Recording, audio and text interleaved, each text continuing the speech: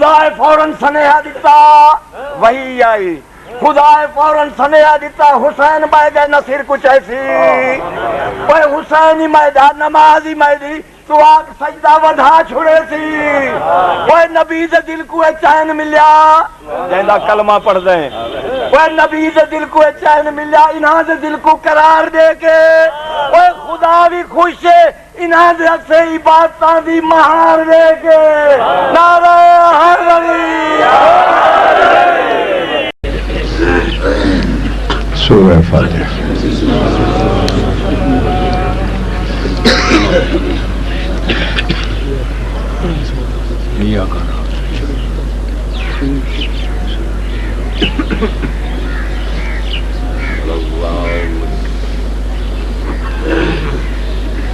بسم اللہ الرحمن الرحیم الحمد لأہلہ والصلاة علی اہلہ تمام حمد ہے اس ذات واجب کے لیے جو ہر حمد کے لائق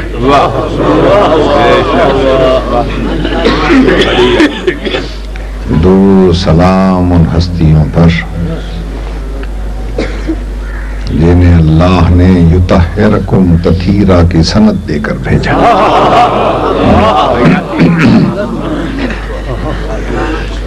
اما بعدو فقد قال اللہ تبارک و تعالی فی کلامہ المبین وہو اصدق الصادقین بسم اللہ الرحمن الرحیم ومن یبتغ غیر الاسلام دینا فلن يقبل منه وهو في الآخرة من الخاسرين صلوات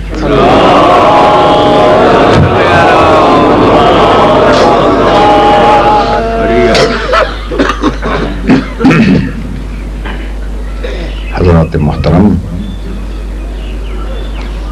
خداوند عالم آپ کی اس عظیم الشان عبادت کو قبول فرمائے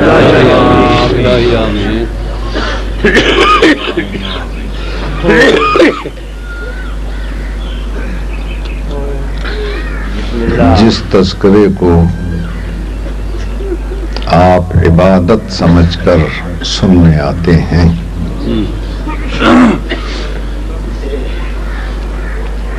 اس تذکرے میں دو اہم ترین کردار ہیں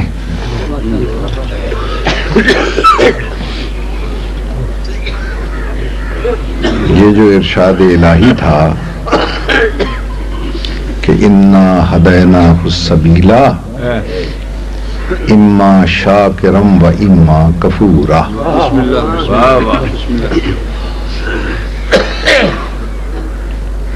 ہم نے ہدایت سبیل بھی کر دی ہے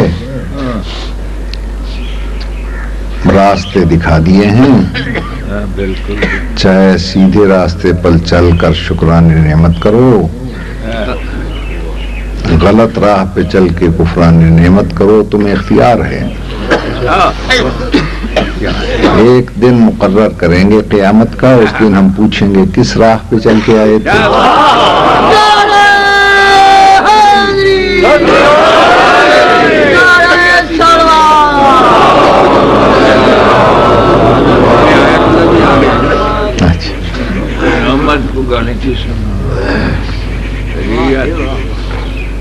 تو ایک ہے شکر کی راہ ایک ہے کفر کی راہ بہت اچھا چلتے چلتے یہ دونوں راستے دو ناموں میں بدل گئے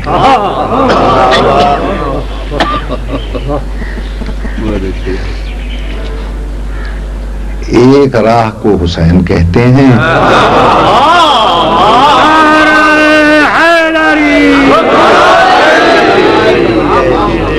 اور ایک راہ کو یزید کہتے ہیں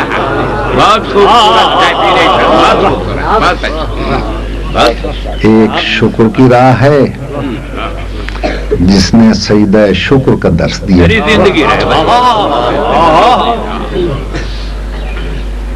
ایک کفر کی راہ ہے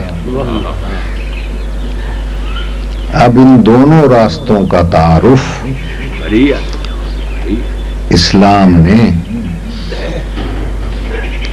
اپنے لانے والے کی زبان سے تعارف کروایا.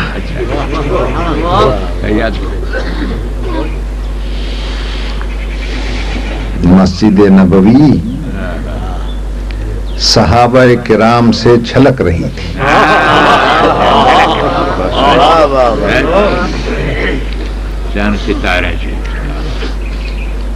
آفتاب رسالت افق منبر پہ چمک رہا تھا. بہت اچھا. صحابہ کرام ستاروں کی مانند شمس رسالت کو گھیرے ہوئے تھے. آب وحی کی دھلی ہوئی زبان سے خطبہ فیض چل رہا تھا. کائنات ہمتن گوش تھی. ارواح انبیاء سمٹ کے قریب آ گئی کہ دیکھیں ہمارا سردار کیا خطاب فرما رہا ہے. سبحان اللہ. رضوان اللہ علیہم جتنے بیٹھے تھے ہمتن گوش تھے. اچھا. اسلام کے اصول اور فروع بیان ہو رہے تھے کیونکہ اسلام دونوں چیزوں کا مرکب ہے. بے شک بے شک بے شک. ایک کو اصول دین کہتے ہیں, ایک کو فروع دین کہتے ہیں. اصول اور فروع سے اسلام کا جسم بنتا ہے. بریاتی بریاتی.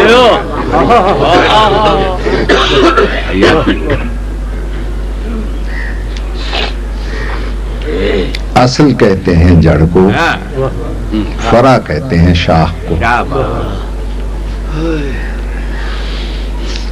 اصل کو اس لیے بیان فرمایا پیغمبر نے بسم اللہ کہ درخت قائم رہتا ہے جڑ سے. بے شک بے شک. بجائے صحیح. فروع دین اس لیے بیان کیے پیغمبر نے چونکہ ثمر شاخ سے ملتا ہے.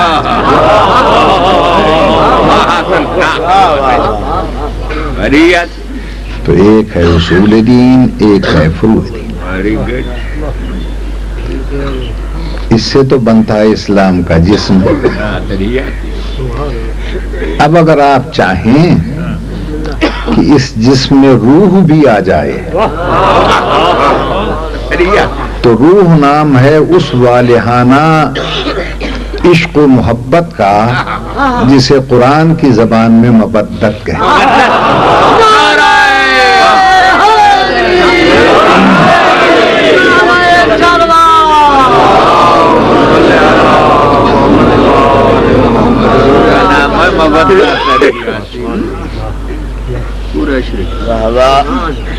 پیغمبر اکرم نے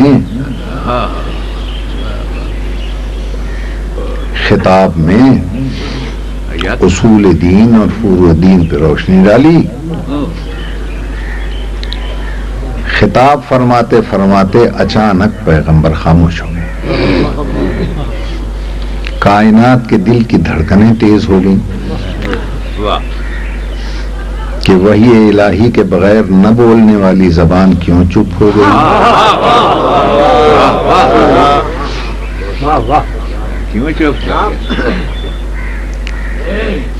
کبھی نہ رکنے والی زبان کیوں رک گئی. حضرات صحابہ کرام نے جو مڑ کے دیکھا تو پیغمبر کی نگاہیں جس دروازے پہ لگی ہوئی تھیں اس دروازے سے رحمت کا چھوٹا ٹکڑا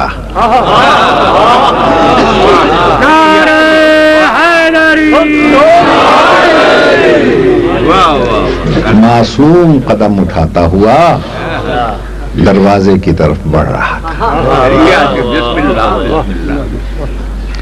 بقول صاحب ینابیع المودت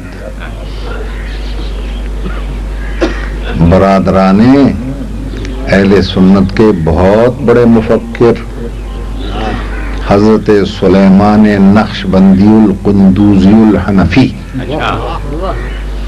نقشبندی بھی ہیں اور حنفی بھی ہیں، ان کی معرکۃ الآراء کتاب ہے ینابیع المودت، جس کا ترجمہ ہو چکا ہے، بازار میں ملتی ہے، دیکھ لیجئے۔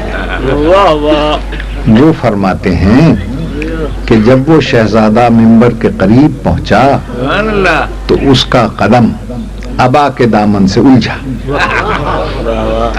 قریب تھا کہ وہ زمین پہ گرتا، کل برق الخاطف، بجلی کی تڑپ کی طرح پیغمبر نے خطبہ چھوڑا، منبر سے اترے، صحابہ سے گزرے اور گرنے سے پہلے حسین کو آگے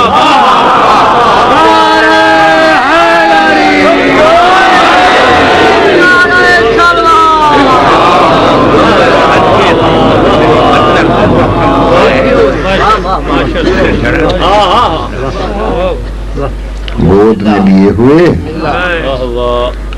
اس کا منہ چومتے ہوئے سیدھے منبر پہ لائے، گود میں بٹھایا اور اب یہاں سے خطبہ شروع کیا۔ ایھا الناس، اور لوگوں، ھذا حسین فاعرفوہ، یہ ہے میرا حسین، اسے اچھی طرح پہچان لو۔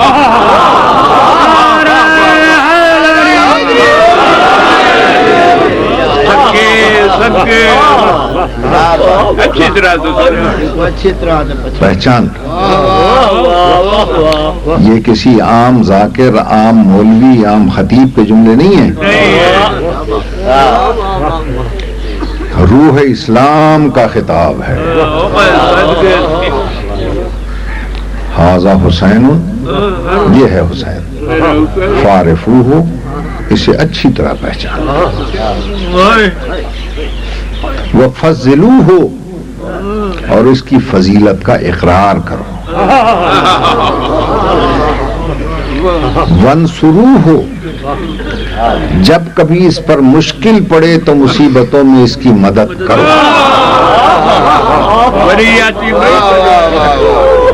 مولا دیو زمان ہے، جب کبھی مصیبت پڑے، مشکل پڑے، تم پر واجب ہے اس کی مدد کرو۔ یہ میرے مرشد حسین کا قصیدہ رسالت کی زبان سے۔ اب اس سے آگے جو مصرع ہے وہ بھی سن لیں۔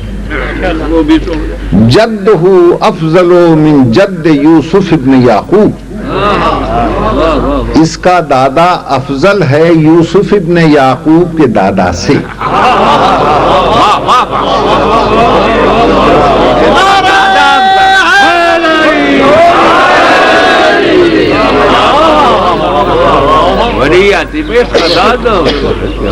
جدہ فی الجنہ، اس کا دادا جنتی ہے، جدتہ فی الجنہ، اس کی دادی جنتی ہے، ابوہ فی الجنہ، اس کا باپ جنتی ہے، امہ فی الجنہ، اس کی ماں جنتی ہے، اخوہ فی الجنہ، اس کا بھائی جنتی ہے، اختہ فی الجنہ، اس کی بہن جنتی ہے۔ اور سننے والوں پھر غور سے سن لو، امہ فی الجنہ، اس کا چچا جنتی ہے، امتہ فی الجنہ، اس کی پھوپھی جنتی ہے، خالہ فی الجنہ، اس کا ماموں جنتی ہے۔ توجہ کیجئے گا۔ پھر فرمایا، اب ٹاپ کے دو مصرے قصیدے کے سن لیں۔ فرمایا محبہ فی الجنہ،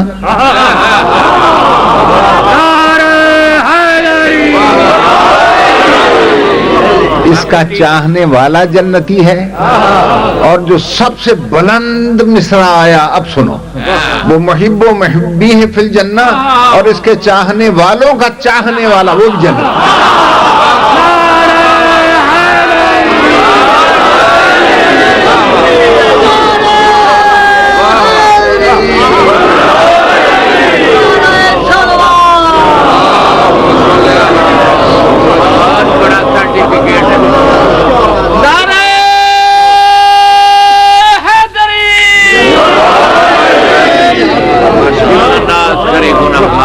اس کے بعد ہاتھوں پہ اٹھایا اور وہ مشہور فرمان سنایا جو ہر سنی شیعہ کی زبان پہ ہے، حسین منی وَأَنَا یہ مجھ سے ہے، میں اس سے ہوں۔ توجہ کیجیے گا۔ تو لوگوں کی سمجھ میں تو یہ آ گیا کہ یقیناً نواسا ہے، یہ رسول سے ہے، یہ تو ہے، یہ محمد سے ہے، مگر یہ سمجھ میں نہیں آ رہا تھا کہ جو پیغمبر نے کہا میں اس سے ہوں۔ ظاہر ہے کہ جب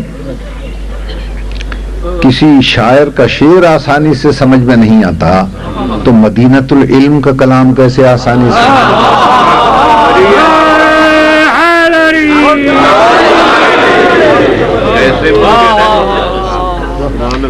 اسی لیے اللہ نے کائنات کے کونے کونے میں مجلس حسین رکھوا دی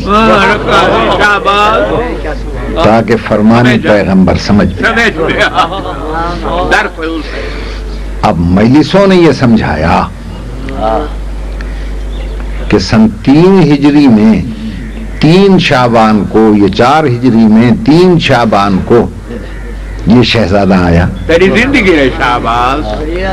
61 ہجری عاشور کے دن یہ شہزادہ تشریف لے گیا، ٹھیک ہے نا؟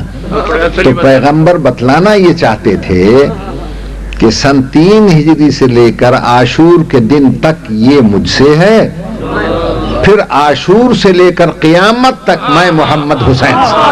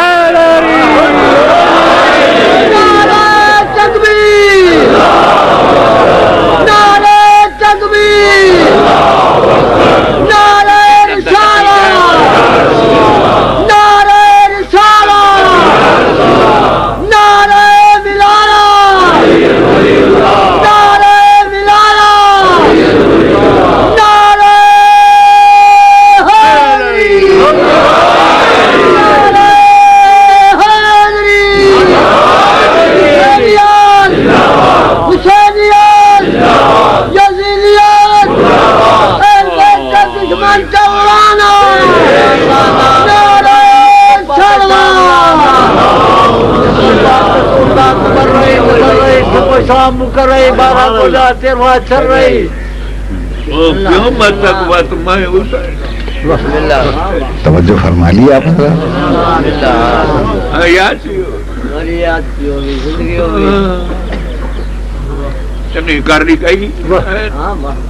بھائی میرے محترم سامعین، بانیان مجلس اعزا نے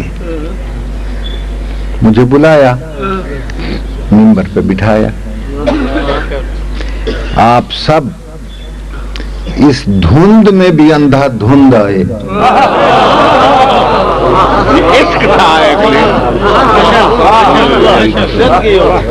یہ سننے کے لیے کہ جتنی مشکل سے اس شخص کو بلایا ہے، سنے تو صحیح کہتا کیا ہے۔ مجھے آپ نے منبر پہ بٹھا دیا ہے، آپ کے ذہن میں ہوگا تفسیریں، احادیث، فرامین ائمہ بیان کرے گا، ہم سنیں گے۔ اچانک سامنے سے منبر پہ بیٹھتے ہی مجھے میرا بیٹا، میرا نواسا یا پوتا آتا ہوا نظر آیا، اور وہ گرنے لگے۔ میں یہ مقدس کام چھوڑ کے اسے اٹھانے نہیں جاؤں گا۔ بھائی اتنا مجمع بیٹھا ہے، کوئی سنبھال لے گا اسے؟ بچے گرتے بھی رہتے ہیں، اٹھتے بھی رہتے ہیں۔ لیکن اگر میں منبر سے اتر کر یہ مقدس کام چھوڑ کر مجمع کو چیرتا ہوا، پبلک کو ڈسٹرب کرتا ہوا چلا جاؤں تو آپ کہیں گے کیا مولوی ہے بھائی، اتنا اہم کام چھوڑ کے ایک بچے کے لیے چلا گیا، پوری مجلس ڈسٹرب کرتا چلا گیا۔ تو سوال یہ ہے جو کام مجھ گناہگار کے شایع نشان نہیں ہے یہ اللہ کے رسول کو کیا ہو گیا؟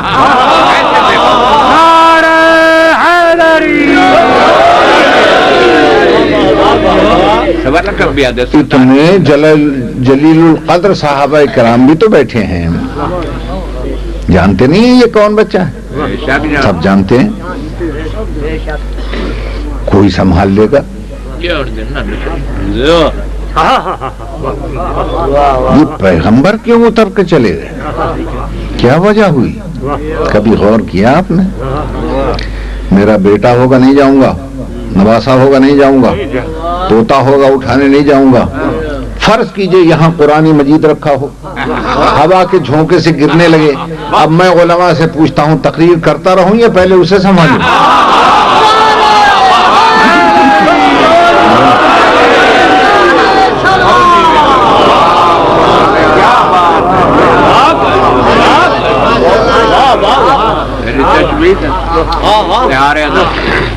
سارے فرقوں کے علماء کا فتویٰ ہے پہلے قرآن سنبھالو پھر گفتگو کرو، ورنہ کفارہ واجب ہو جائے گا، اسلام جرمانہ عائد کر دے گا کہ قرآن گرتا رہا اور تو بولتا رہا۔ یہی سمجھانا چاہا پیغمبر نے۔ نواسا ہوتا نہ جاتا، بیٹا ہوتا نہ جاتا، طوطا ہوتا نہ جاتا، شرعی مجبوری میری یہ بنی ہے کہ قرآن ناطق کا پارا ہے جو زمین پہ آتا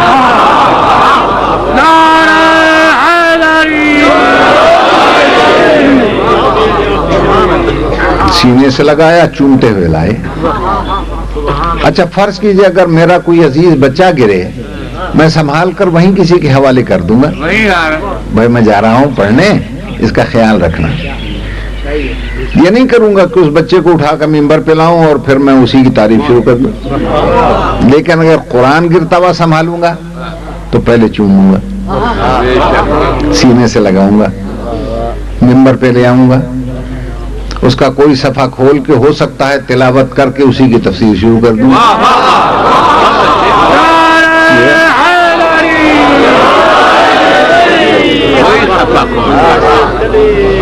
پیغمبر اکرم قرآن ناطق کے پارے کو لائے چومتے ہوئے، ممبر پہ رکھا، اب تلاوت شروع کر دی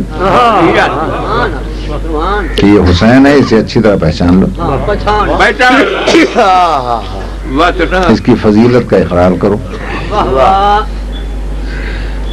مجمع پیغمبر کے سامنے لیے کا نہیں تھا، صحابہ کرام جیسے مقدس نفوس بیٹھے ہیں۔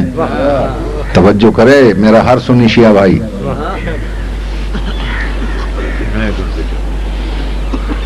اور پھر فرمایا اس کا دادا افضل ہے یوسف ابن یعقوب کے دادا سے۔ کون ہے حسین کا دادا؟ توجہ، جس کا نام ہے عمران، کنیت ہے ابو طالب۔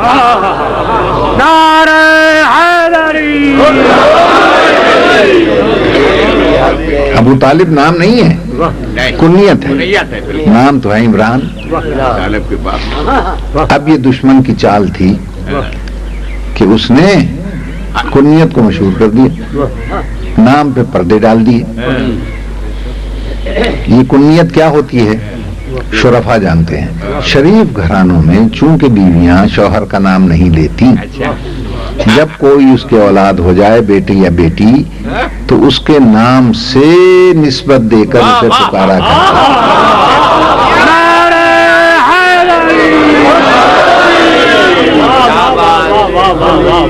سونا مسئلہ حل کر۔ توجہ ہے یا نہیں؟ تو جب جناب طالب پیدا ہو گئے تو اب کنیت بنی ابو طالب۔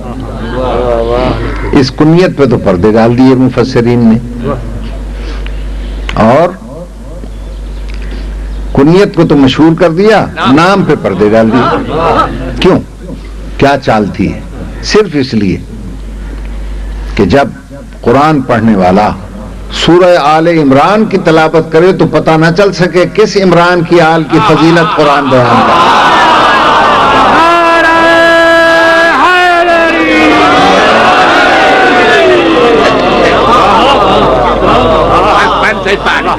بس یہ چکر چلایا گیا.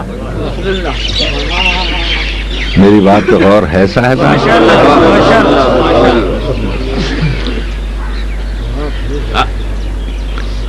عالم اسلام نے تو یہ بحث شروع کر دی، کلمہ پڑھا تھا یا نہیں،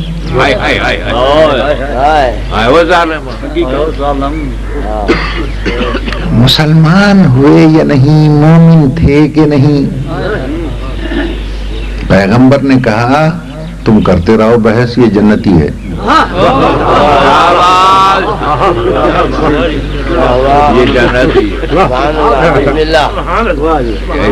بڑے زور و شور سے بیچارے سیدھے سادے پبلک کو پریشان کرنے کے لیے کہا جاتا ہے کلمہ ناز پڑھیا، کلمہ ناز پڑھیا. ابے پاگل، یہ تو بچہ بھی جانتا ہے کہ کلمہ پڑھتا ہے کافر.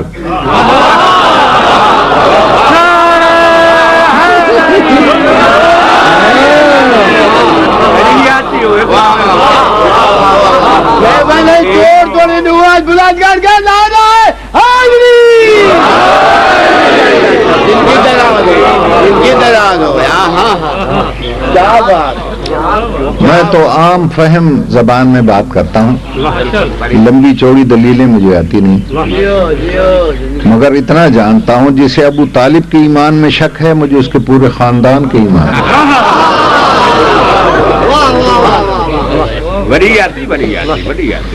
چلو کلمے پر تو سب نے بحث کی، پڑھی کتابیں، لیکن کسی نے اس پر بحث نہیں کی کہ پیغمبر کی حفاظت کا حق ادا نہیں کیا.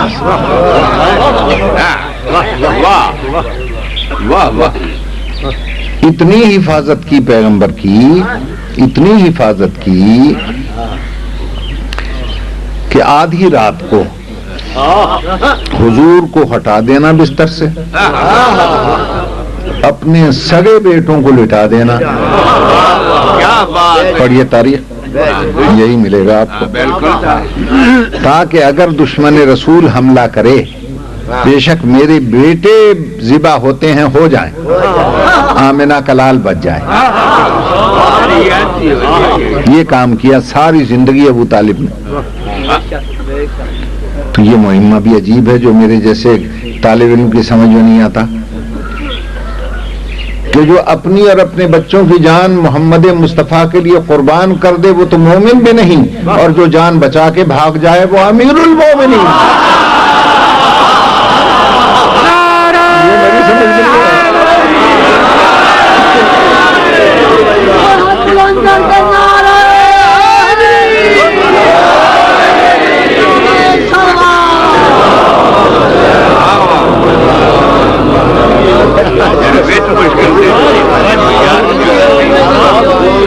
یکم محرم کو جو پودا آپ نے لگایا اتنے جلدی سے بڑھا ہے کہ آج ہم اس کا پھل چن رہے ہیں. الحمدللہ الحمدللہ، ہم تصویر میں مشہور ہیں. الحمدللہ، شکر ہے شکر ہے شکر ہے شکر ہے. حیات نہیں ہوئی اس میں. توجہ فرما لیے نا آپ. بسم اللہ. اچھا ہاں، ساری رات اچھا سلا دیا. تو یہ اتنا عادی کر دیا اپنی اولاد کو. اچھا اب اگر ہجرت کی رات ابو طالب کا بیٹا خطرناک ترین حالت میں بستر پہ سو جائے تو یہ صرف علی کا کمال نہیں ہے، ابو طالب کی ڈلوائی ہوئی عادت کا نتیجہ.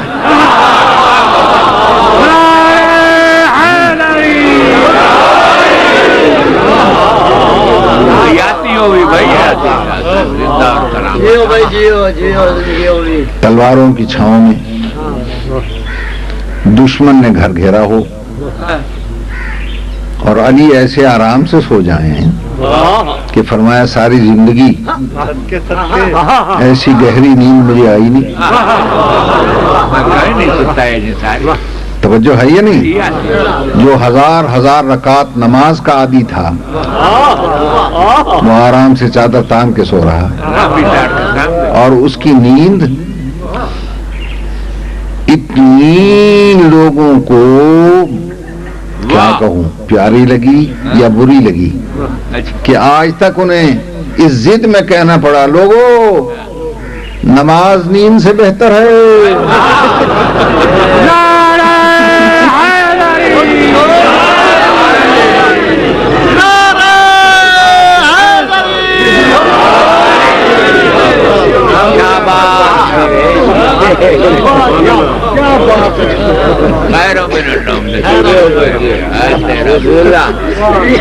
مگر علی نے سو کر بتایا ہر جگہ ایک ہی شے نہیں چلتی.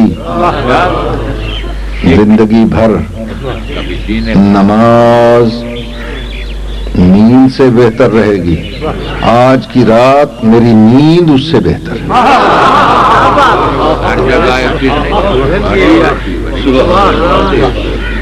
اس لیے کہ میں نے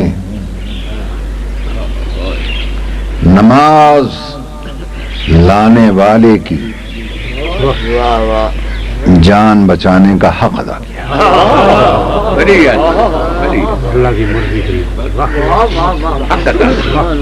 توجہ ہے یہ نہیں؟ اچھا آپ مولوی صاحبان پھر ایک اور رستے پہ مڑ گئے کہ جی علی کا کیا کمال ہے. ابو طالب نے سونے کی پریکٹس کرائی تھی. پریکٹس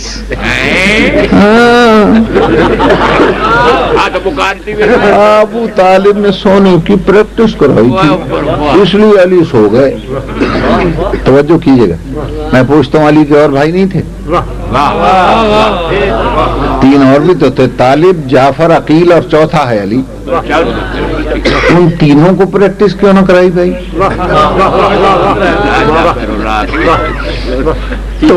ہاں وہ جو باقی 3 بھائی علی کے تھے ان تینوں کو پریکٹس کیوں نہ کرائی؟ اسی علی کو کیوں کرائی بھائی؟ کہ جی وہ اتنے با کمال نہیں تھے جو کمال علی میں تھا. تو پھر میں ایک اور بات پوچھتا ہوں کہ جس علی کا مقابلہ اس کے سگے بھائی نہیں کر سکتے غیر باپ کا بیٹا کیسے کر لے گا؟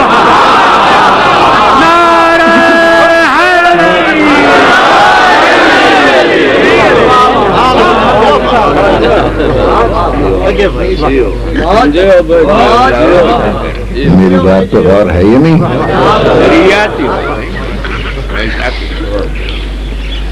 اب ہم یہ کہتے ہیں کہ علی سو گئے رسول کی جان بچانے کے لیے نہیں. جس اللہ نے اب تک حفاظت کی تھی وہ ایک رات نہیں کر سکتا تھا. غور کیجیے گا اس مجالس سے فیض حاصل کیجیے. اصل مسئلہ جان بچانے کا نہیں تھا ان امانتوں کا تھا جو انہی قاتلوں کی رسول کے پاس موجود تھی. توجہ چاہتا ہوں یعنی گھر گھیرنے والے قاتل بھی جانتے تھے کہ اتنا بڑا امین ہے قتل ہو سکتا ہے مگر ہماری امانت میں خیانت نہیں کر سکتا.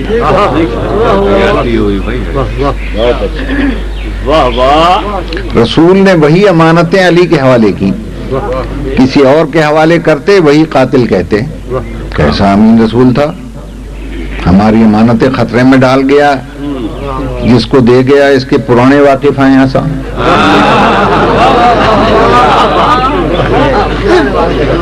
توجہ ہے یہ نہیں. لیکن جب میرے مولا علی نے صبح امانتیں واپس کی سب کی کیونکہ لوگوں نے شور مچایا نا کہ جناب پیغمبر کے پاس ہماری امانتیں تھیں تو لوگوں نے پوچھا کیا کیا تھا. اتنی چاندی اتنے زیور اتنے دینار اتنے درہم. علی نے کہا چاندی کی کیا فکر کرتے ہو سونے والا حاضر ہے.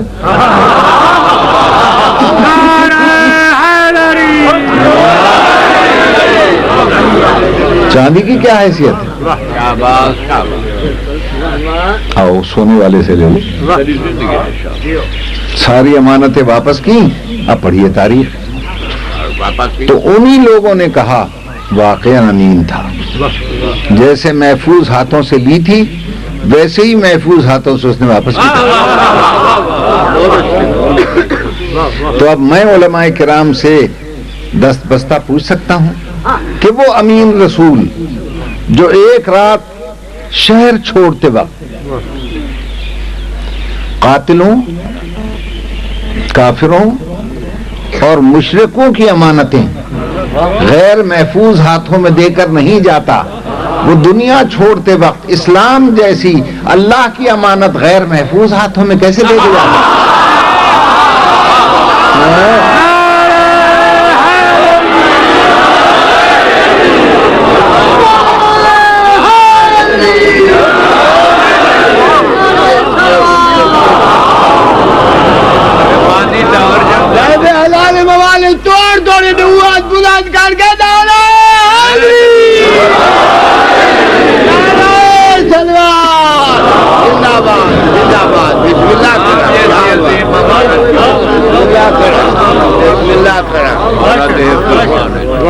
توجہ ہے نا صاحبان؟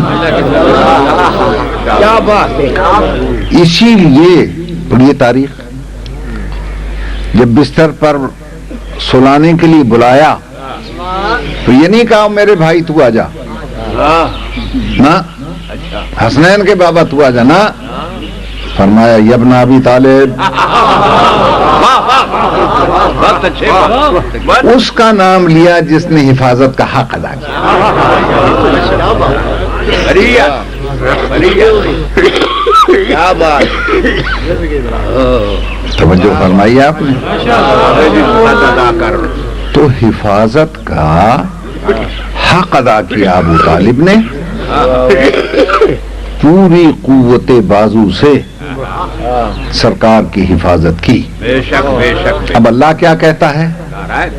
اللہ کہتا ہے مولیو، یہ مولیو تو میں کہہ رہا ہوں، یعنی اللہ کا لہجہ بتلاتا ہے یہی کہ وما کنت متخذ المضلین عضدا، میں کسی گمراہ کو محمد کا محافظ بناتا ہی نہیں.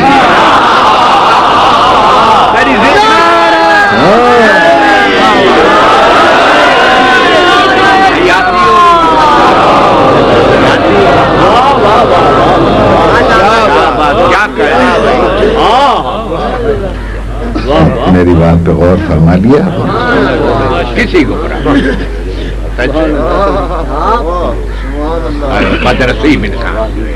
عزیزان محترم، چونکہ آج کا جو موضوع مجھے ملا تھا وہ کیا تھا برخوردار؟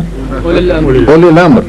اچھا چلیے امر کو معلوم کرتے ہیں. ایک صلوات پڑھ لیجیے.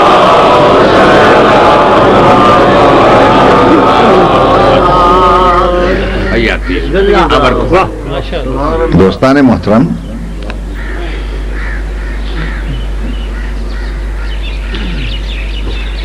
گزارش یہ ہے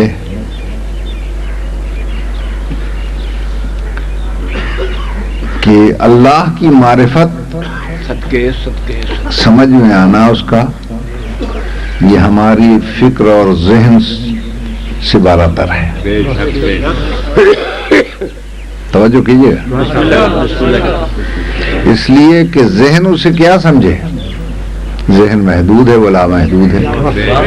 لامحدود محدود میں آئے تو کیسے آئے؟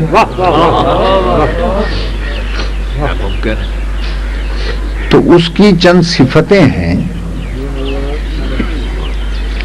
ان صفتوں کی وجہ سے اس کی کچھ نہ کچھ معرفت ہوتی ہے. غور کیجیے.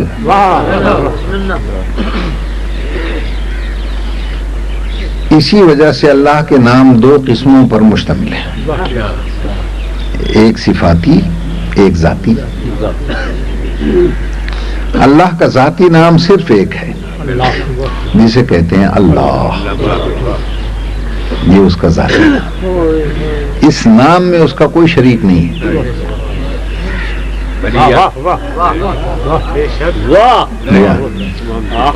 کچھ صفاتی نام ہیں، باقی ان کی تعداد ہے 99. پڑھیے قرآن میں 99 نام ہے. اب اگر میں 99 بیان کرنا شروع کر دوں تو وقت بھی نہیں ہے، اور بانی مجلس کا تعلق بھی تجارت سے ہے. یہ بیچارے سوچیں گے جیڑا مولوی آندا 99 دے چکر وچ پھاس ویندا ہے.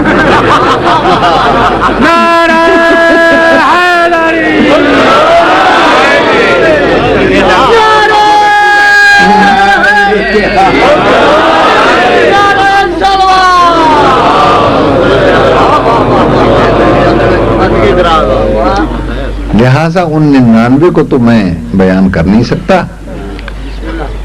اس کی 2 صفتیں بہت اہم ہیں. بسم اللہ بسم اللہ. جی ہاں بہت اہم ہے، جس کا اس نے ذکر کیا. الا لہ الخلق و لہ الامر. توجہ فرما لی. جب کسی کو آگاہ اور متنبہ کیا جائے تو عربی میں لفظ الا آتا ہے. توجہ ہے یہ نہیں؟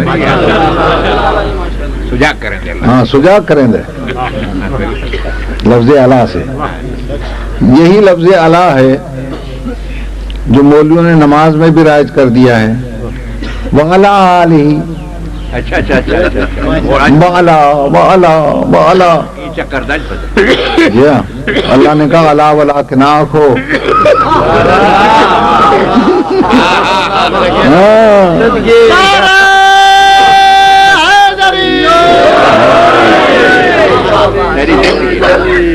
اچھی طرح سمجھ لو، ذہن میں بٹھا لو. الا چپ بھی نہ بیٹھو. والا صلوات بھی پڑھی کرو. والا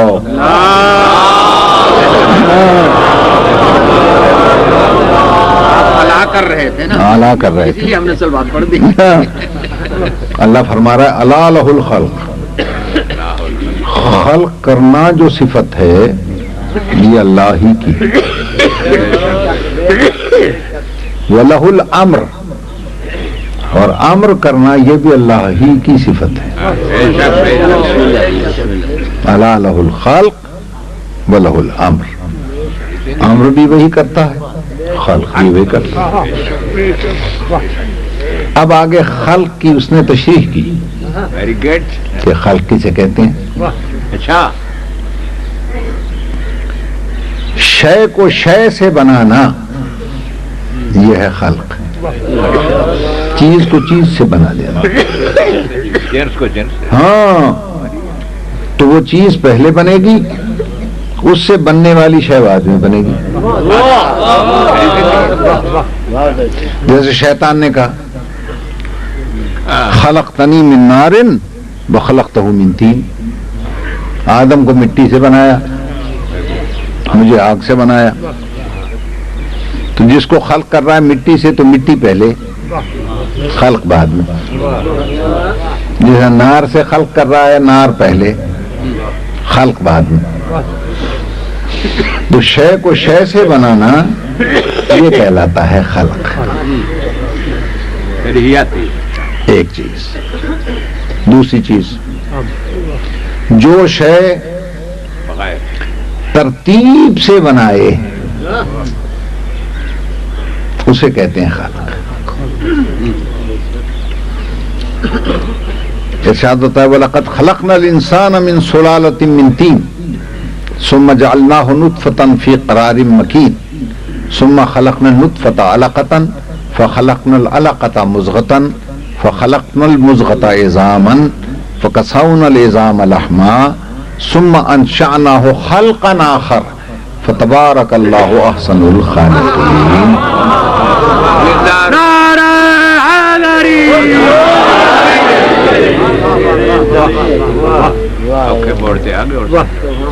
انسان کو ہم نے بنایا، خلق کیا مٹی کے جوہر سے. سلالۃ من طین، مٹی کے جوہر سے. جب یہ بن گیا ثم جعلناہ نطفۃ فی قرار مکین، پھر اس کو ہم نے خاص شکل دے کر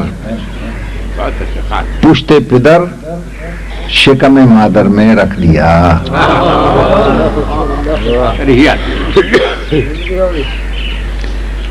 پھر کیا کیا؟ ثم خلقنا النطفة علقة، پھر ہم نے کچھ پانی کچھ گوشت کا ایک عجیب سا مرکب بنا دیا اسے.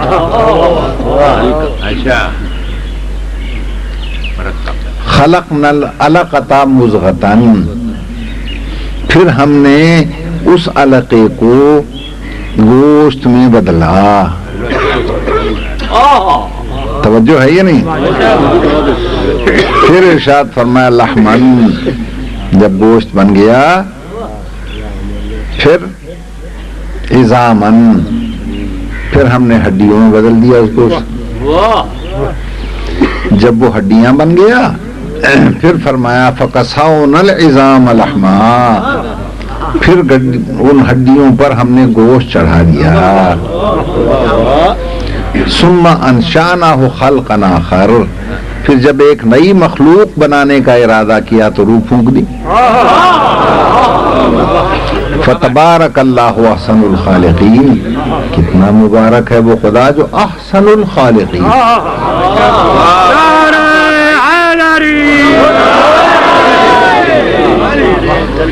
اب خلق سمجھ میں آیا؟ جوہر سلالت من تین یہ بن گیا، پھر نطفتن فی قرار مکین یہ بن گیا، پھر علقتن یہ بنا، پھر مضغتن پھر یہ بنایا، پھر عظامن ہڈیاں پھر یہ بنی. تو کساؤن العظام لحما، پھر ہڈیوں پر گوشت چڑھایا، یہ بن گیا. اب انسان بن گیا، لیکن کب بنا؟ جب اس میں روح پھونک دی. روح ان کے ساتھ نہیں بنی، الگ سے آئی ہے. توجہ کیجیے گا. تو اس ترتیب سے کسی شے کو بنانا کہ پہلے یہ بنے پھر یہ بنے پھر یہ بنے پھر یہ بنے، اسے کہتے ہیں خلق. اللہ کہتا ہے یہ ترتیب وار خلق کرنا یہ میرا کام ہے. توجہ ہے یا نہیں؟ وَلَهُ الْأَمْرُ، اور امر بھی اسی کی صفت ہے، وہی کرتا ہے. اب امر کی کیا تعریف ہے؟ انما امرہ اذا اراد شیئا ان یقول له کن فیکون. اور جیسے ہی کسی شے کے لیے کن کہنے کا ارادہ کرتا ہے. عربی سمجھنے والے اس گہرائی کو سمجھیں. اس کا اکثر ترجمہ ہوتا ہے جب اس شے کو بنانے کا ارادہ کرتا ہے تو اس سے کہتا ہو جا، پھر وہ ہو جاتی ہے. ارے بھائی کس سے کہتا ہے؟ ابھی تو ہے ہی نہیں کوئی. پھر کہتا کس سے؟ توجہ ہے یہ نہیں نا. اس کا صحیح جو ترجمہ ہے وہ مجالس سے ملے گا آپ کو، کہ جب وہ کسی شے کے لیے ارادہ کن کرتا ہے وہ اس ارادے ہی فوراً ہو جاتی ہے فیکون. توجہ ہے یہ نہیں، فاصلہ ہی نہیں آنے دیتا. یہ فے جو ہے نا، الفاء للفور، فے آتی ہے فوراً بغیر کسی فاصلے کا. کام جو ہو اس سے پہلے فے آتی ہے. جیسے من کنت مولا ہوں فہذا، جس کا میں مولا ہوں بغیر فاصلے کے بلا فصل، یہ علی مولا ہے.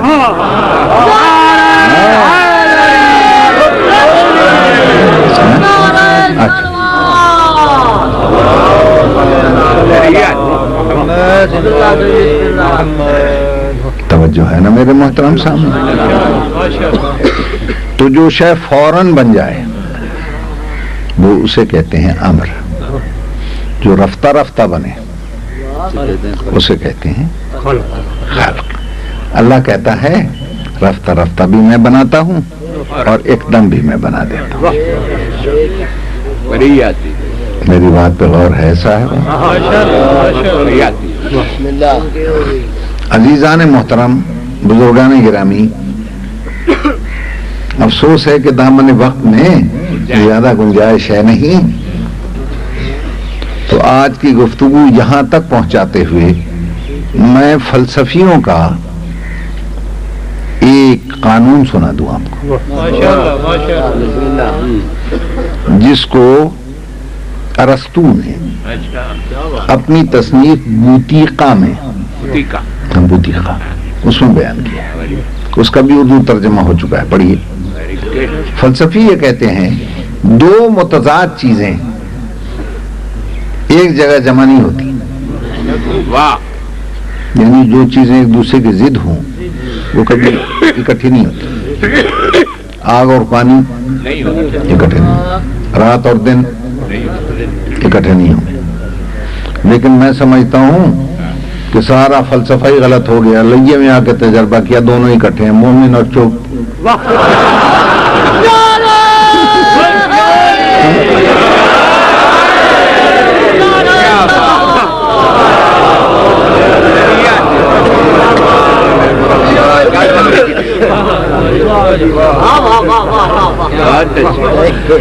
توجہ فرمائیے آپ. تو اب فلسفیوں اور مولویوں کا جھگڑا ہو گیا کہ ایک ہے رفتہ رفتہ بنانا، ایک ہے ایک دم بنا دینا. اللہ کہتا ہے یہ دونوں میرے ہاتھ میں ہے، اور فلسفہ کہتا ہے دونوں چیزیں ایک دوسرے کی ضد ہیں، اکٹھی ہو نہیں سکتی. تو فلسفیوں نے کہا مولویوں یا تو یہ مانو کہ اگر اللہ ایک دم بناتا ہے تو رفتہ رفتہ کوئی اور بناتا ہے، اگر وہ رفتہ رفتہ بناتا ہے تو ایک دم کوئی اور بناتا ہوگا. وہ جھگڑ رہے تھے، میری سمجھ میں تو آیا نہیں ان کا جھگڑا. میں آ گیا لئیے میں، ٹھہر گیا فارم میں. توجہ کیجیے گا. ایک دن میں نے دیکھا قاسم صاحب آئے اور ان کے ہاتھ میں چھوٹا سا اتنا سا ایک ڈبا. میں نے کہا بھائی کیا لائے ہو؟ کہنے لگے بچوں کے لیے نا جیومیٹری باکس لایا ہوں. اب میری بلا جانے جیومیٹری باکس کیا ہوتا ہے. میں نے کہا یہ کس کام آتا ہے؟ ان کا اس سے نقشے بناتے ہیں، جیومیٹری کے جو مسائل ہیں وہ حل کرتے ہیں. میں نے کہا ذرا مجھے بھی زیارت کرا دو. انہوں نے ڈبہ کھولا، ایک ایسی شے نکالی جسے دیکھتے ہی میں ڈر گیا. اس کی دو ٹانگیں تھی یوں.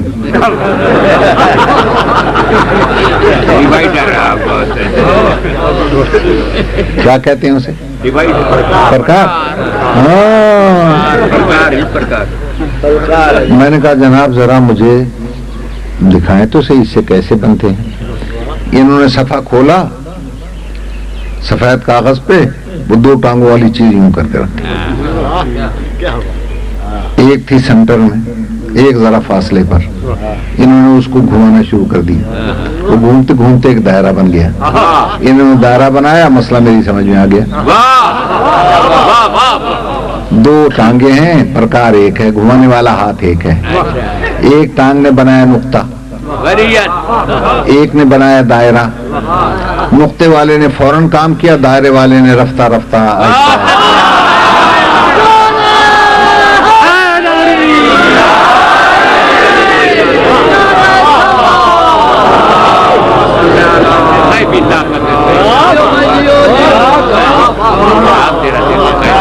توجہ فرما دیا آپ نے. اب ایک ہی ہاتھ میں دونوں چیزیں آ گئی، رفتہ رفتہ بنانا بھی، ایک دم بنا دینا بھی.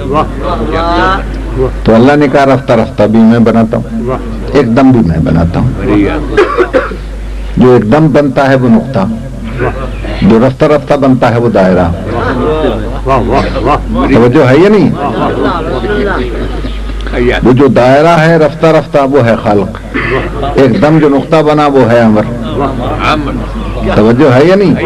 اس سے نتیجہ یہ نکلا کہ اللہ جب خلق کرتا ہے تو جو کائنات کا نقطہ مرکزی بنتا ہے وہ امر سے فوراً بن جاتا ہے، اور جو اس پر قربان ہونے کے لیے کائنات کا دائرہ بنتا ہے وہ رفتہ رفتہ رفتہ رفتہ 6 دنوں میں مکمل ہوتا ہے.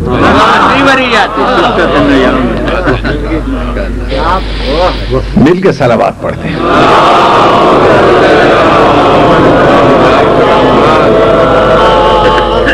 لیجیے بیان میرا سمجھ گیا. تو جسے خلق سے بناتا ہے وہ کہلاتا ہے صاحب الخلق، اور جسے فوراً امر سے بناتا ہے وہ کہلاتا ہے اولی الامر۔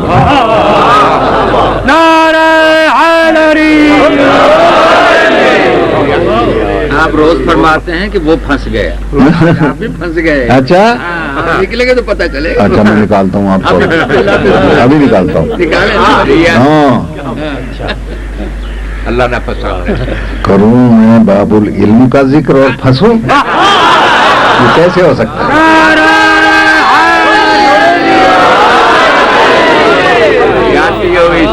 دیکھیے میں یہ بتا رہا ہوں کہ جو ایک دم بنے گا امر سے، دیکھیے مالک الامر اللہ ہے۔ اب نکل رہا ہوں آپ کے پھنسانے سے۔ مالک الامر اللہ ہے، توجہ ہے، اور اللہ کی صفت ہے، توجہ کیجیے گا۔ اللہ ہے مالک الامر، اور جسے امر سے بناتا ہے وہ کہلاتا ہے یا صاحب الامر یا اولی الامر۔ صاحب اور مالک میں فرق ہے۔ دیکھیے آپ نے قلم خریدا تو خریدنے کے بعد مالک القلم تو ہیں، آپ لکھنا نہیں جانتا، صاحب القلم نہیں۔ کچھ نکل آیا باہر؟ اچھا اور نکلتا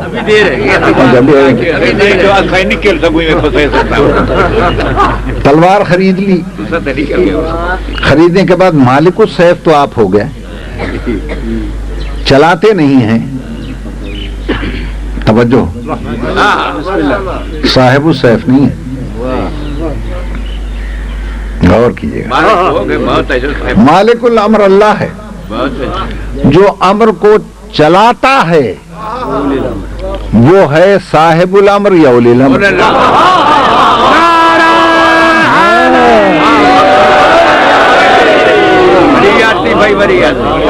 میں نے پوری تاریخ میں دیکھا ہے کہیں کوئی ایسا امر جس کے اشارے پر چلے، توجہ کیجیے گا، تو کہیں نہ ملا، ملا تو ایک جگہ ملا، 36 ہجری صفر کا مہینہ، جمعے کا دن، کوفے کی مسجد۔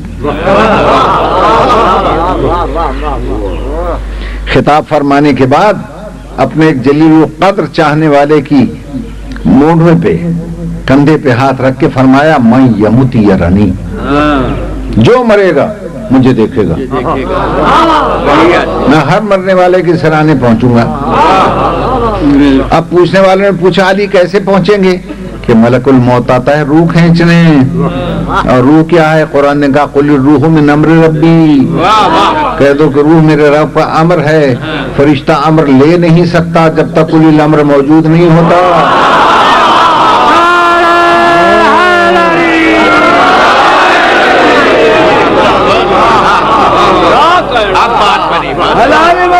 توڑ دو نبوت بلند کر کے نعرہ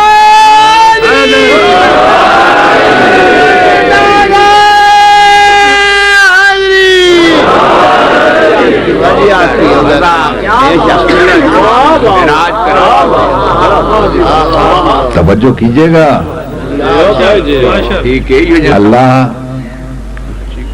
ایسے کے لیے فرما رہا ہے اطیعوا اللہ واطیعوا الرسول واولی الامر منکم۔ اللہ کی اطاعت کرو، اللہ کے رسول کی اطاعت کرو، اور اولی الامر کی اطاعت کرو۔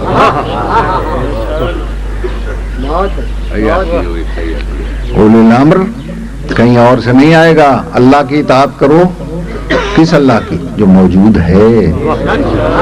رسول کی اطاعت کرو، کون سا رسول؟ جو رسول ہے۔ اولی الامر کی اطاعت کرو، کس اولی الامر کی؟ جو اولی الامر موجود ہے. توجہ کیجیے گا. 3 اطاعتیں ہیں نا، اللہ کی، رسول کی اور اولی الامر کی. نہ اللہ کی اطاعت پہ اختلاف ہے، نہ رسول کی اطاعت پہ اختلاف ہے. اولی الامر کی بھی اطاعت پہ اختلاف نہیں ہے، حقیقت پہ اختلاف ہے.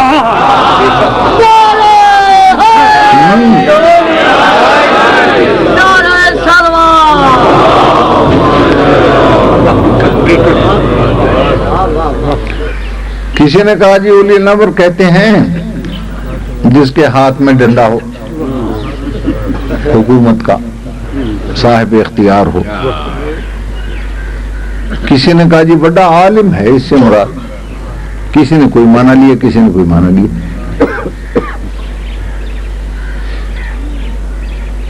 تو ان کی اطاعت کرو.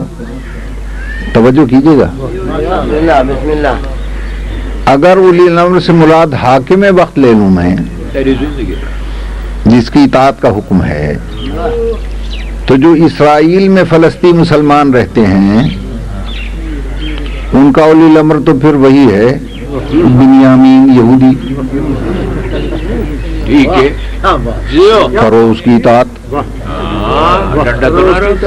ہاں، اگر اولی الامر سے مراد حکمران وقت ہے تو 25 کروڑ رہتے ہیں مسلمان بھارت میں، تو ان کا اولی الامر کون بنے گا؟ کرو اطاعت اس کی. توجہ کیجیے گا.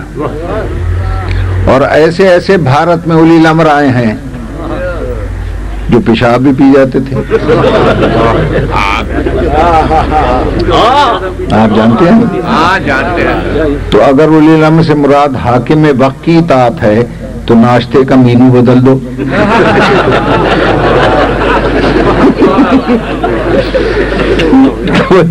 صاحبان ہاں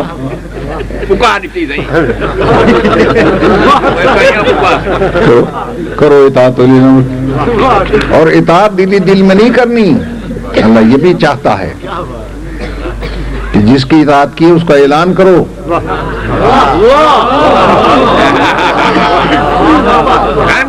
کرو اس کا اعلان. اطیع اللہ، اللہ کی اطاعت کی ہے، دل ہی دل میں نہیں، کرو اعلان. اعلان کو اذان کہتے ہیں.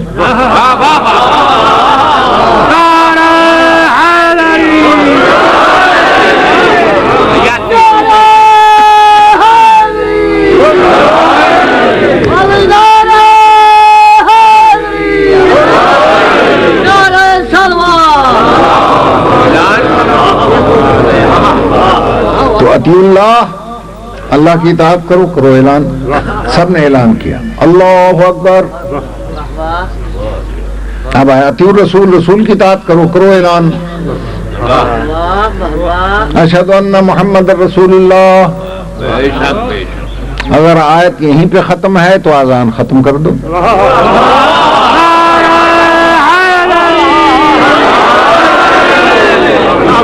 اور اگر آیت آگے جا رہی ہے وہ اولی الامر منکم، اولی الامر کی اطاعت کرو، کرو اعلان.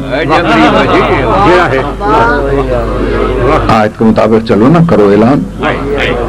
میں کب کہتا ہوں تم علی ولی اللہ کا اعلان کرو؟ نہیں، جسے اولی الامر مانتے ہو لو اس کا نام.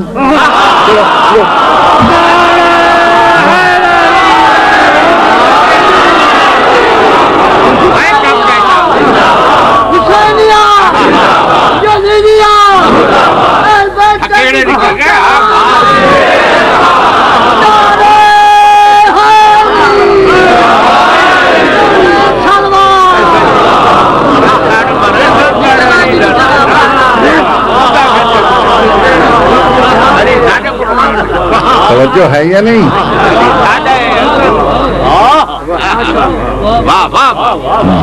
ہم کب کہتے ہیں علی کا نام؟ جسے اولی الامر مانتے ہو لو اس کا نام. باقی باتیں کل. مولانا کچھ نکلا کھندے سے. مہربانی مہربانی. توجہ ہے یا نہیں؟ حیاتی ہوئی حیاتی بزرگان محترم، مولا جمان ہو پھر ایک جگہ ارشاد ہوتا ہے قرآن مجید میں کہ یہ جو آسمان سے بھرپور بارش کا پانی گرتا ہے یہ بھی اللہ کا امر ہے. توجہ ہے یا نہیں؟ اور پھر ارشاد ہوا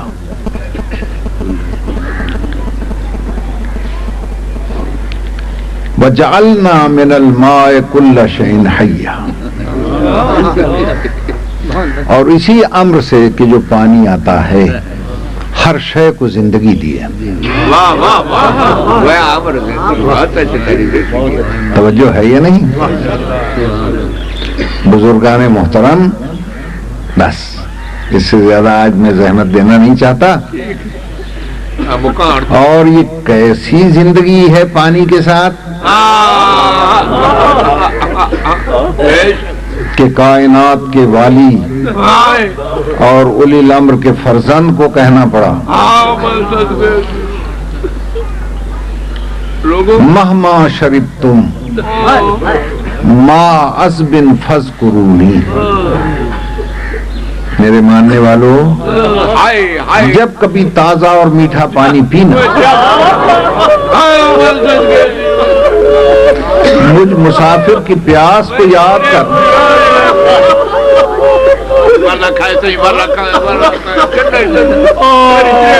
یا شیعتی ما ان شربتم ما عذب فاذکرونی. جب کبھی تازہ میٹھا ٹھنڈا پانی پینا کربلا کے مسافر کی پیاس کو یاد رکھ.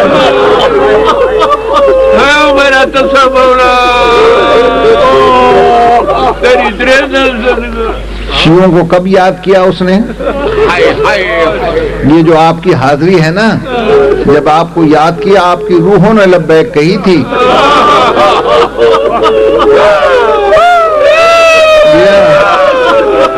یہ مجلسوں میں آپ کی حاضری اس لبیک کا نتیجہ ہے.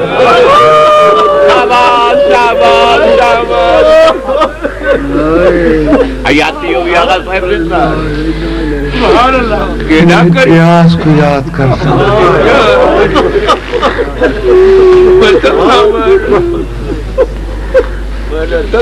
خدا کی قسم، کھڑیل جوان کی لاش پہ آپ کو یاد نہیں کیا اس نے؟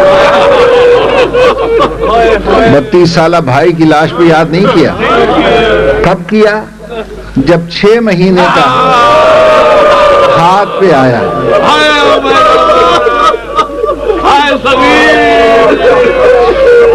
اور اس کو لے کر جا رہا تھا تو پھر فرما رہا تھا کاش کہ تم سب کربلا میں ہوتے اور میرا یہ منظر دیکھتے. کیف استسقی لطفلی فابوا ان یرحمونی، میں کیسے پانی کا سوال کر رہا ہوں.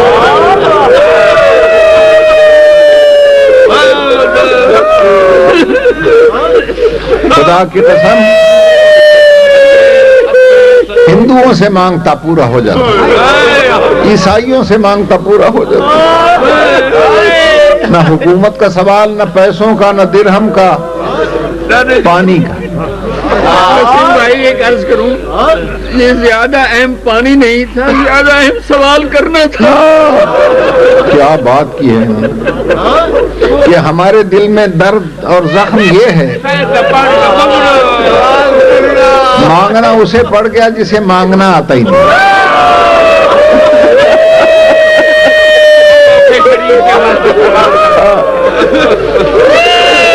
سوال اسے کرنا پڑ گیا جس نے کبھی سوال کیا نہیں، جس کے دروازے پر فرشتے مانگنے آتے تھے.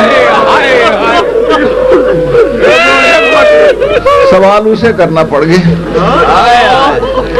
اور پھر غضب یہ ہوا، سوال کیا پانی کا، جواب آیا تیر سے.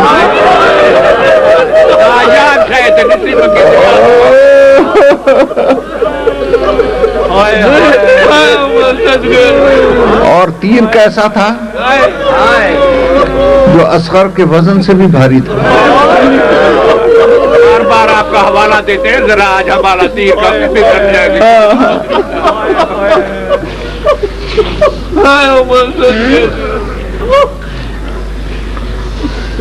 سوال کیا پانی، جواب میں آیا تیر. مجھے پنڈت گوپی ناتھ امن ہندوستان کا وزیر نشریات تھا، وہ آیا تھا حسین ڈے پر، تو اللہ گواہ ہے. اس کی ساری تقریر مجھے یاد نہیں ہے، ایک جملہ میں نہیں بھولا اس کا. تو اس نے کہا لوگوں میں ہندو ہوں مگر دشمن شبیر نہیں.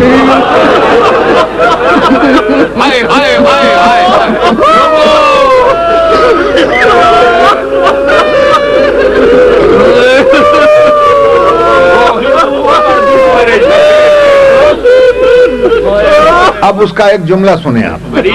کہتا ہے میں نے جب تاریخ پڑھی تو تاریخ انسانیت میں نے یہ پڑھا کہ جب مائیں کسی بچے کا دودھ چھوڑاتی ہیں تو بڑے میٹھے طریقے اختیار کرتی ہیں تاکہ بچہ دودھ بھی چھوڑ دے اور اس کا دل بھی نہ ٹوٹے.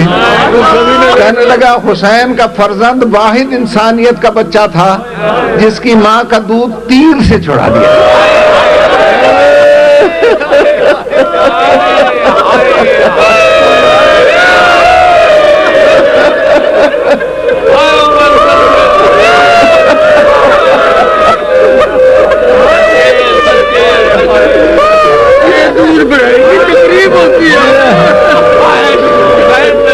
اور دوسرا جملہ بھی اس کا سن لو.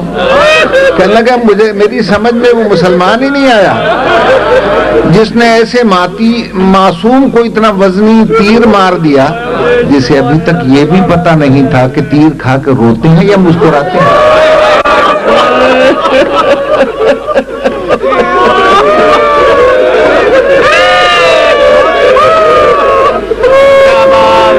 کیونکہ تاریخ نے مجھے یہ بتلایا کہ تیر کھا کے رویا نہیں،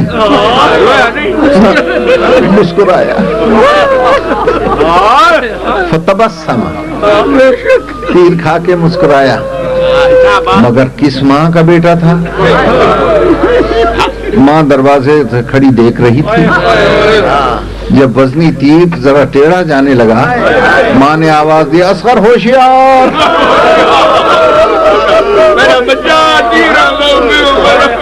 دیکھنا یہ تیر حسین کو نہ لگ جائے.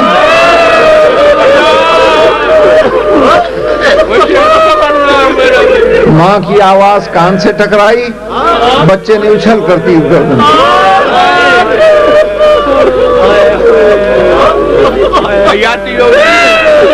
میں حیران ہوتا ہوں کہ وہ حسین جو جوان بیٹے کی لاش خیمے میں لے آیا، اونو محمد کی لاشیں 9 میل سے لے آیا، کیا اس بچے کی لاش اتنی وزنی تھی کہ خیمے میں نہ لایا؟ کیوں نہ لایا؟ جب 12ویں سرکار کی زیارت پڑھی تو مسئلہ سمجھ میں آیا. تیر کا کام ہے جہاں لگے وہاں سوراخ کر دے، لیکن جو تیر اصغر کو لگا اس نے سوراخ نہیں کیا. 12ویں سرکار فرماتے ہیں سلام، میرا سلام ہو اللہ رضی الذی، اس دودھ پیتے شہید پر ذبح من الاذن الی الاذن، جو اس کان سے اس کان تک ذبح ہو.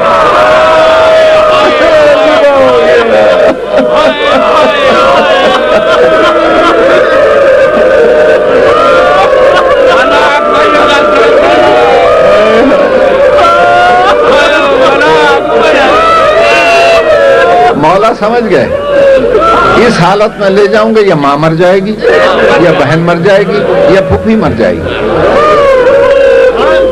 خیال کیا میں اس کو خیام کے پچھلی جانب جا کے دفن کیوں نہ کرتا. دفن کے ارادے سے چلے. مشہور سنی عالم ہیں بہت بڑے، ملا محمد مبین فرنگی محلی، فرنگی محل لکھنؤ کے رہنے والے. ان کی ایک کتاب میں نے پڑھی قیامت صغریٰ. کیسے محب اہل بیت عالم ہیں. وہ لکھتے تھے کہ جیسے ہی دفن کے ارادے سے چلے نا تو اس بچے کی بہن دوڑتی بھی خیمے سے باہر آئی اور اس نے آواز دی بابا ٹھہرو ٹھہرو بابا. مڑ کے دیکھا 4 سال کی بہن چلی آ رہی تھی.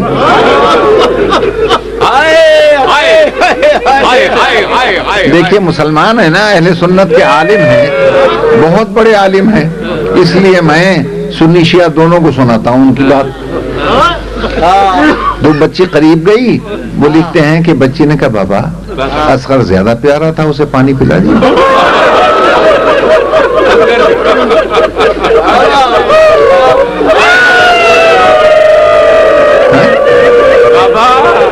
وہ زیادہ پیارا تھا, اسے پانی پلا دی. میں بھی تو پیاسی ہوں, میری پیاس بھی ختم کر دیں. کہا بیٹا پانی تو ملا نہیں. کہا بابا ایک اور صورت بھی تو ہے, میں بھیا کا منہ چوم لوں.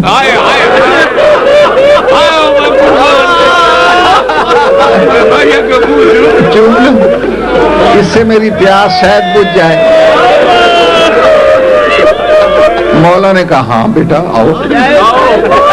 جیسے ہی منہ چومنے کے لیے ابا کا دامن ہٹایا اور گلے پر نظر پڑی,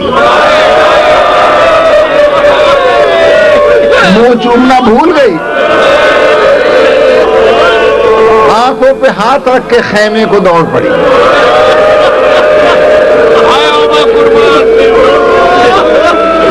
خیمے کے در پہ پہنچ کے کہتی ہے اماں جلدی آ,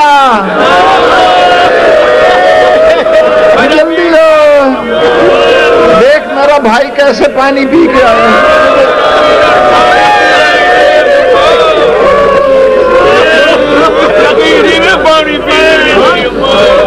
ملا محمد مبین فرماتے ہیں سیاہ لباس میں لپٹی ہوئی اس بچے کی ماں خیمے کے در پہ آ گئی.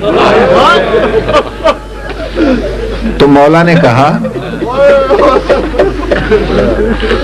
میرے نانا کا دین تیرے بیٹے نے زندہ کر دیا.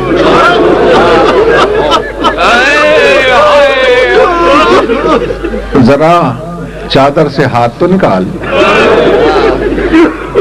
محمد مبین فرماتے زمین کربلا کو جھٹکا لگا جب حسین ابن علی نے اصغر کی لاش ماں کے ہاتھوں پہ رکھی.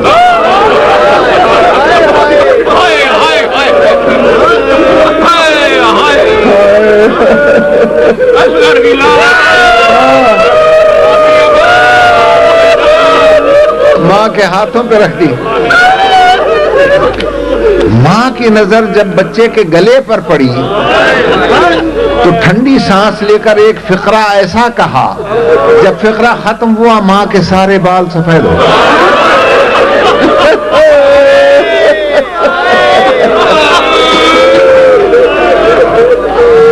بڑے غور سے سنیں میری مائیں بہنیں جو سن رہی ہیں. ماں نے گلے کو دیکھ کر ٹھنڈی سانس لی اور صرف اتنا پوچھا اصغر اصغر او میرے لال کیا تیرا قاتل صاحب اولاد نہیں تھا؟ تیرے قاتل کے گھر کوئی بچہ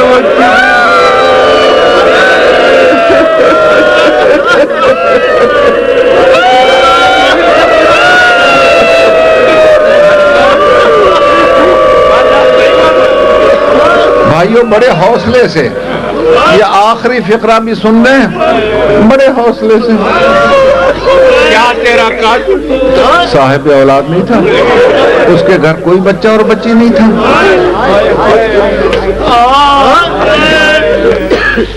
اچھا ہمارے ہاں,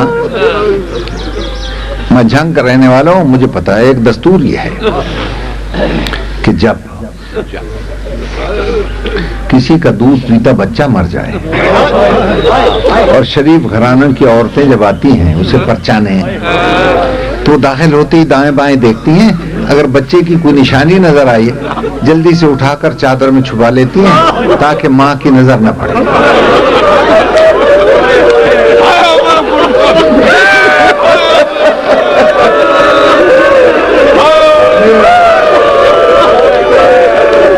حوصلے سے سنیے گا.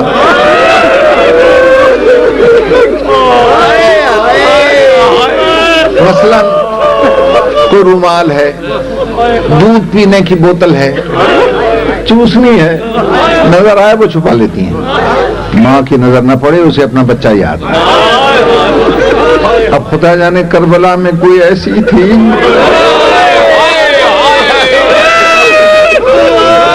اور کربلا کی اس ماں کے پاس کیا چیز ہو سکتی تھی. ساری زندگی نہ پانی ٹھنڈا پیا, نہ چھاؤں میں بیٹھی, اور جب واپسی پر اصرار کیا گیا, سرکار امام زین العابدین علیہ السلام نے فرمایا کہ آئیے اماں آج چھاؤں میں بیٹھے. چھاؤں میں بیٹھے. کہا کیسے بیٹھوں؟ میں نے اپنے سردار کی لاش دھوپ میں دیکھی.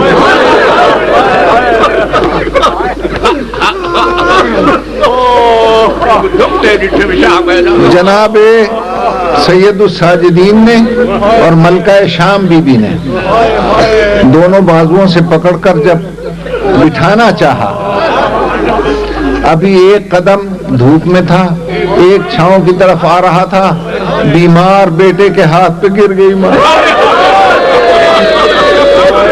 بیمار جو نبض پہ ہاتھ رکھا تو ایک دم منہ سے نکلا انا للہ.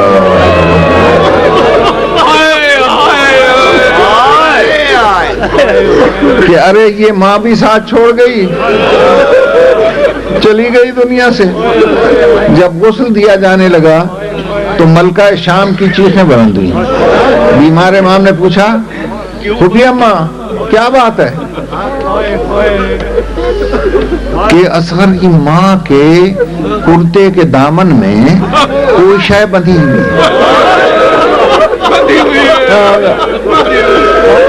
امام نے کہا کھول کے دیکھیں, ہو سکتا ہے اصغر کی کوئی نشانی ہو.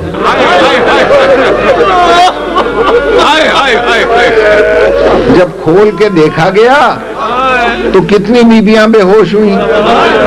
اب یہ آخری فقرہ ہے, بے ہوش کیسے ہو گئی؟ جب کھول کے دیکھا تو اصغر کی نشانی کیا تھی؟ اس کے جلے ہوئے جھولے کی جلی ہوئی لکڑیاں.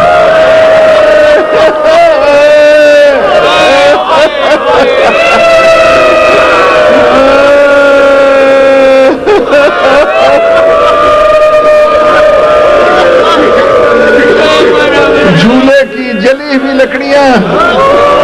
جب خیمے میں آگ لگ رہی تھی اور جھولا جلنے لگا تو اپنے دامن سے آگ کو بجھاتی رہی, جلی ہوئی لکڑیاں اکٹھی کرتی رہی. جب بھی اصغر کی یاد آتی تو وہ لکڑیوں کو آنکھوں سے لگا لیتی. ہمیں تو وہ جھولا نظر آیا نہیں, لیکن عہد کرتے ہیں اصغر کی ماں قیامت تک تیرے اس جھولے کی شبیہ نکالتے رہیں گے, تیرے اصغر کا پرسہ دیتے رہیں گے.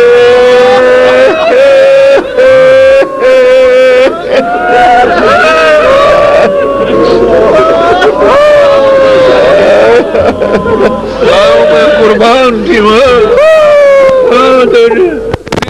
سلامت بار بار سنن دے, ریپیٹ کر دیتا کر سارے راکے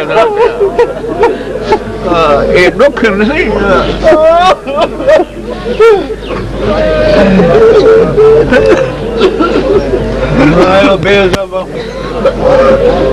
میرا تسا میرا تسا بند کرے تھے بھیا پانی پلا بند کر. میں صدق پنجا کربلا